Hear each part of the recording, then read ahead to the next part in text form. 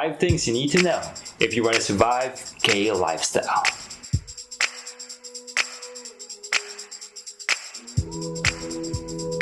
What's up everyone, my name is Albert and welcome back to my channel, Eggboat Albert. So I just came back from work, it's already around 8 in the evening. I was kind of bored, so I just decided to do another content for my YouTube documenting my life in Korea.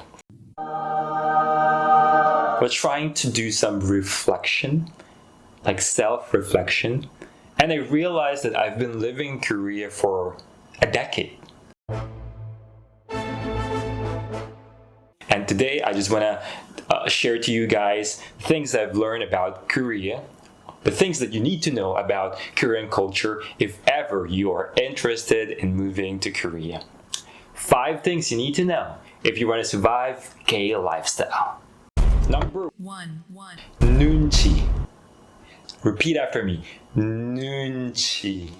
It's very unique to the Korean culture. I think there's no word in the dictionary that can describe the beauty, the pain, and the power of knowing the word nunchi. But the closest that I can describe it in English is called reading the room or having common sense. But it's very different from, the usual common sense that we know. If common sense is here, nunchi is way above.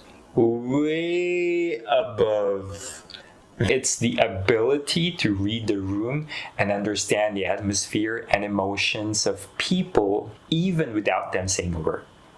So Korea, like most Asian countries, they use a way to communicate that is called high context communication, meaning a yes can mean yes, but it can also mean no, and a no can mean yes, and the other way around. So having nunchi, it means that you are able to analyze and to know what that person is feeling or what that person wants to say, which is very important when making friends, or if you're in a company, if you wanna be recognized, or if you're in school, for example, if you want to get good grades. Like nunchi is very vital for surviving in a Korean society. And also in Korean culture, uniqueness is not considered as a beauty. Here, blending in is considered as beauty. And I think it has something to do with Confucianism, because they believe that everything should have a balance. There's a yin and a yang, and being unique, being different can mean you are destructing the harmony. So having nunchi really preserve the harmony that a lot of people are considering to be very significant. Number two. Pali pali. I feel like I'm rapping right now with these hand gestures. Well, it's not a rap, it's not a hip-hop term. It literally means fast. Not just one word, but 2 words. They repeat it again because they need to emphasize should be fast in Korea.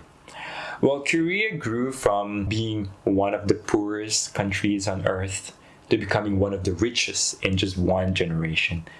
And one of the reasons, of course, is this culture of pali-pali. The Korean lifestyle, the pace of living in Korea is insanely fast.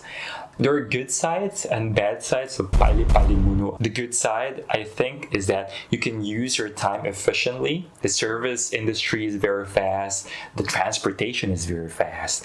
Internet. Korea has the fastest internet connection in the world, even way better than the US. And also, Koreans hate wasting time. So, pali-pali munwa is really essential if you want to survive in Korea. But on the other hand, it's very stressful if you're not very used to this kind of lifestyle. Everyone walks fast here. If you are a slow walker, you gotta go to the side, man, because they're just gonna bump into you. You're gonna fall, and they're not even gonna say sorry for it. 괜찮아요. Especially the ajumas and the ajushis, when they get off that bus, that subway, oh man.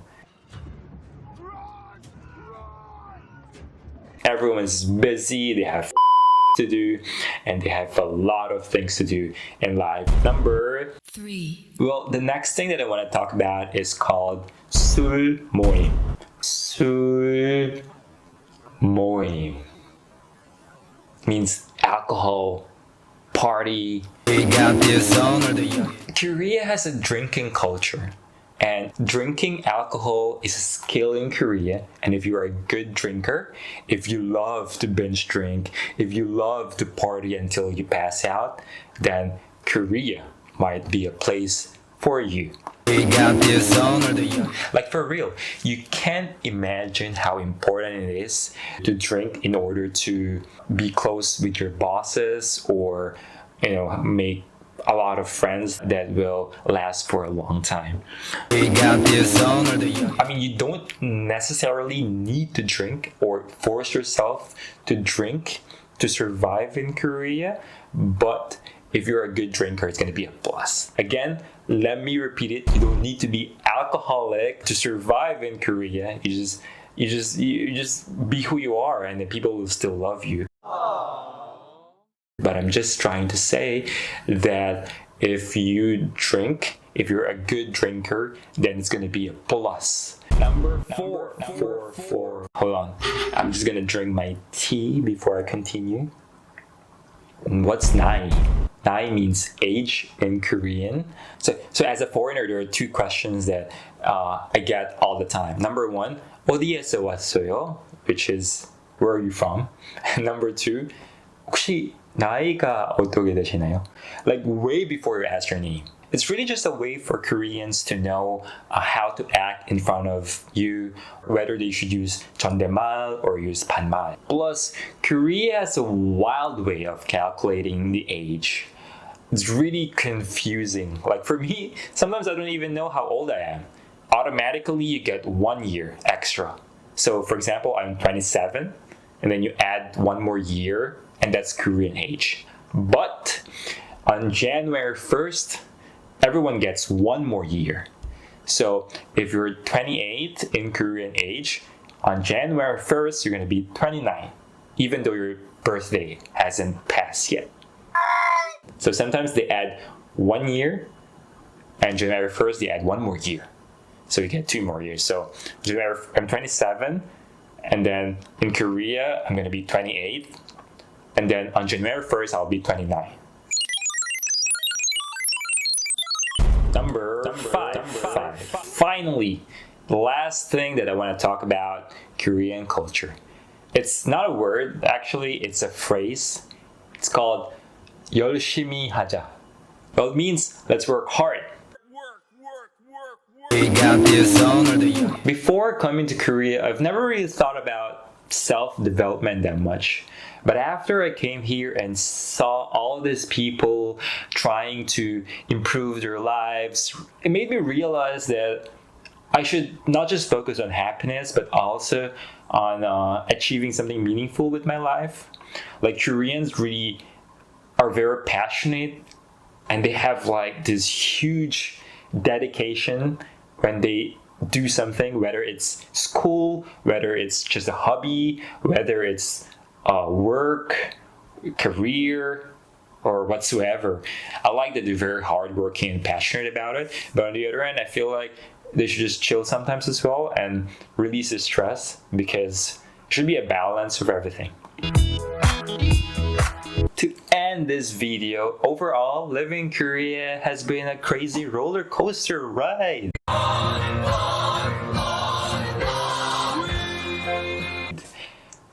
There are a lot of adventures, a lot of learning experience. Of course, there are ups and downs, the highs and the lows. I mean, life itself is like that.